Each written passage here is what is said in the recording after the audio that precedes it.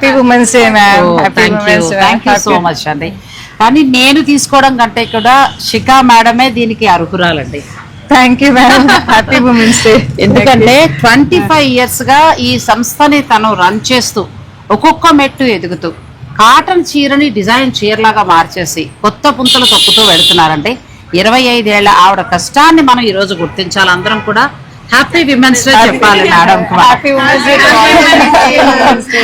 సాధారణంగా women's day అనేది మహిళలు వారి వారి రంగాలలో సాధించిన విజయాలకి గుర్తింపుగా చిన్న చిరు సత్కారంతో సత్కరించడం జరుగుతుందండి. ఆ రోజున వారిని గుర్తిస్తూ ఉంటారు. అంటే ప్రత్యేకంగా అన్ని రంగాలలో వారిని అలా తీసుకున్నప్పుడు మన ఛానల్ తరపున శిఖాస్ మేడంకి నేను హ్యాపీ విమెన్స్ డే చెప్తున్నానండి. ఆమె ఇది రన్ చేస్తూ మరింత మందికి ఉపాధిని కల్పిస్తూ నిజంగా ఆడవారికి ఒక ఆదర్శంగా నిలుస్తున్నారండి. సో ఇలా ఆదర్శంగా నిలిచిన లేడీస్ ఎవరైతే ఉన్నారో వారందరికీ కూడా happy women's day. Happy women's day.